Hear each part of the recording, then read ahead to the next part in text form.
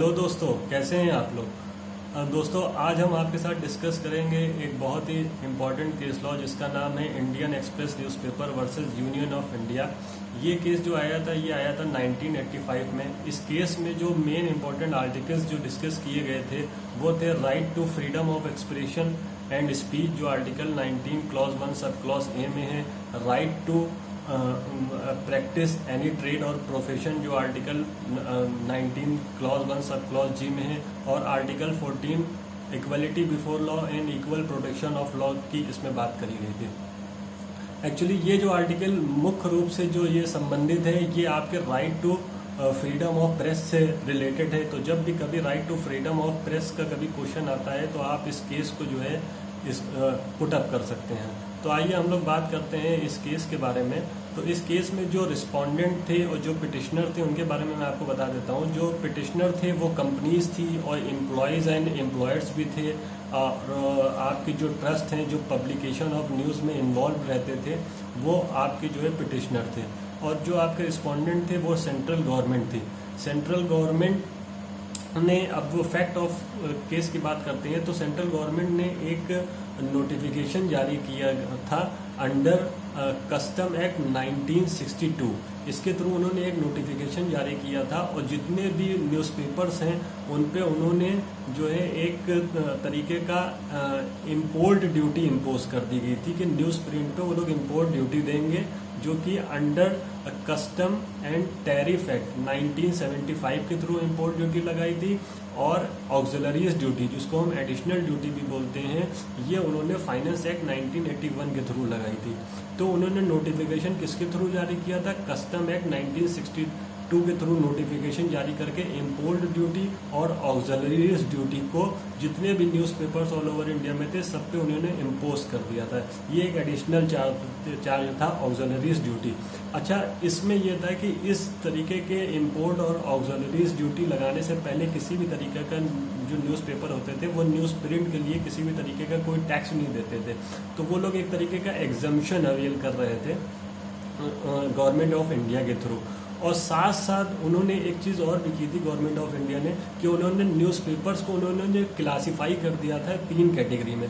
पहली कैटेगरी उन्होंने सबसे स्मॉल रखी थी, फिर मीडियम, फिर लार्ज। स्मॉल रखने का मतलब ये था कि कुछ जो नंबर्स ऑफ पेपर्स जो हैं न्यूज़पेपर के वो स्मॉल में आए, उससे बड़े जो ज़्यादा जिस न्यूज़पेपर में ज़्यादा पेजेस होते हैं वो मीडियम में आए, और जो सबसे ज़्यादा जिसमें होते हैं वो आपके लार्ज में आए। तो ये उन्होंने 2 काम किए गए थे। एक तो नोटिफिकेशन के थ्रू इम्पोर्ट ड्यूटी और ऑक्सिलरीज ड्यूटी लगा दी थी। दूसरा उन्होंने जो है न्यूज़पेपर्स को क्लासिफाई कर दिया गया था स्मॉल, मीडियम एंड लार्ज में। अब इस केस में जो आपका जो नोटिफिकेशन की वैलिडिटी थी उसको चैलेंज किया गया था पिटिशनर्स के द्वारा। तो इस केस में पिटिशनर्स ने ये कहा था कि भाई जो नोटिफिकेशन के थ्रू जो एक्सेस और जो टैक्सेस लगाया जा रहा है वो जस्टिफाइड नहीं है और वो एडवर्स इफेक्ट डाल रहा है हमारी जो न्यूज़ प्रिंट की कॉस्ट है, और जो न्यूज़ का जो सर्कुलेशन होता है, जो उसका वितरण होता है पूरे आपके भारत में, उस पर वो एक तरीके का बुरा प्रभाव डाल रहा है, जो कि हमारे आर्टिकल 19 क्लॉज 1 सब clause A right to freedom of speech and expression, और आपका जो आर्टिकल 19 क्लॉज 1 सब क्लॉज जी जो है उस पर वो एक तरीके का जो है जो आपका कह रहा है राइट टू ट्रेड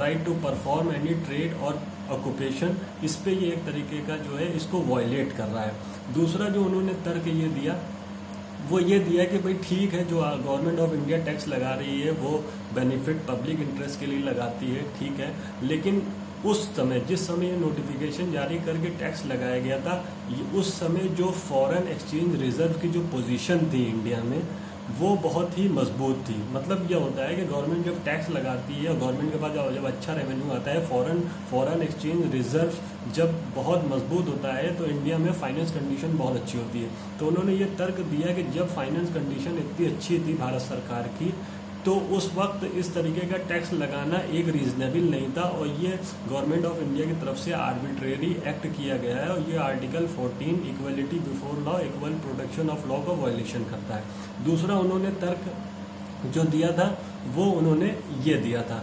अच्छा, जो तीसरा उन्होंने तर्क ये दिया था वो उन्होंने जो दिया था कि भाई जो इन्होंने क्लासिफिकेशन कर दिया है कि स्मॉल, मीडियम एंड लार्ज में जो क्लासिफिकेशन किया गया है न्यूज़पेपर का, ये भी आर्बिट्रेरी है और ये आर्टिकल 14 का जो है ये भी वायलेशन करता है। जो रिस्पोंडेंट ने जो तर्क दिया वो उन्होंने ये दिया कि भाई जो भी हम टैक्स लगा रहे हैं और जो एक्सेस जो बर्डन ऑफ टैक्स है ये हम सभी पे लगाते हैं। इस तरीके का टैक्स जो है गवर्नमेंट सभी से लेती है, चाहे वो सिटीजन्स हो या आपके नॉन सिटीजन्स हो, चाहे वो कंपनीज हो या सिटीजन्स हो।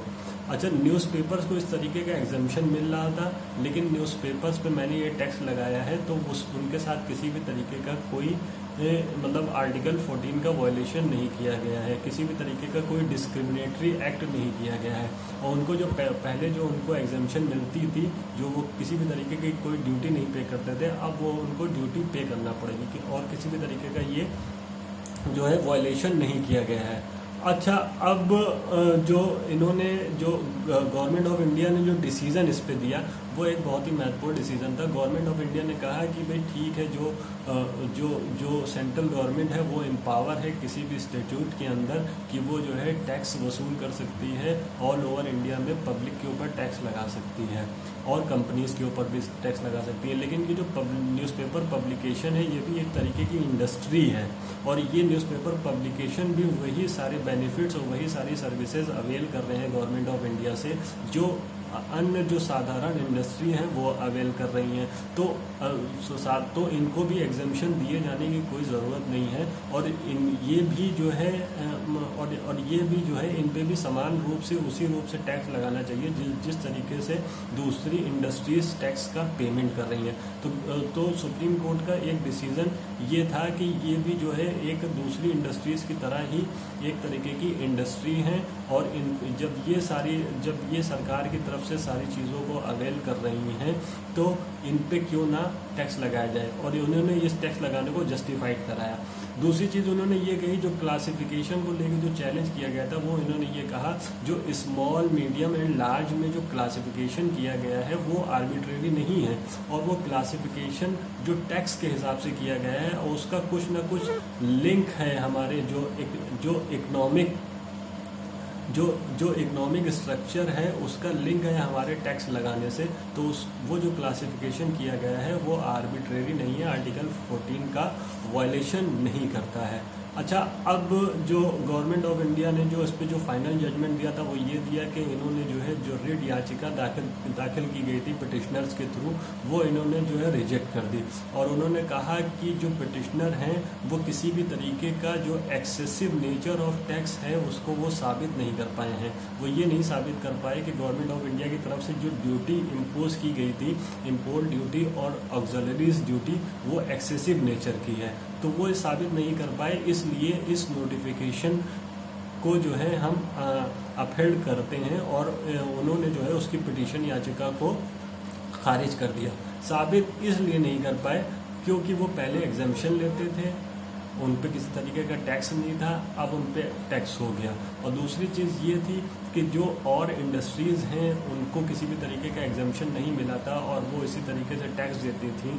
तो और जो आपकी सुप्रीम कोर्ट ने ये कहा था कि न्यूज़पेपर जो पब्लिकेशंस है वो भी इंडस्ट्री के ही समान है, तो जिस तरीके से सिटीजन्स ऑफ इंडिया टैक्स देते हैं, जिस तरीके से और इंडस्ट्रीज टैक्स देती हैं, तो उस तरीके से इन पे टैक्स क्यों नहीं लगाया जा रहा है। ये आर्बिट्रेरी नहीं है और ये बिल्कुल सही है। तो गवर्नमेंट ऑफ इंडिया, तो आपके सुप्रीम कोर्ट ने इस पिटीशन को रिजेक्ट कर दिया और जो फेवर दिया वो गवर्नमेंट ऑफ इंडिया के फेवर में दिया। तो ये था हमारा केस लॉ जिस पे हमने डिस्कस किया।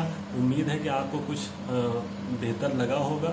इस पे मैंने एक इंग्लिश लेक्चर भी बनाया है, अगर आपको पसंद आए तो वो भी आप देखिएगा, वो आपको ऊपर आई कार्ड बटन में मिल जाएगा। तो शुक्रिया, और हम अपने नेक्स्ट लेक्चर में भी यही कोशिश करेंगे कि किसी न किसी अच्छे केस लॉ पे बात करें। शुक्रिया आपका।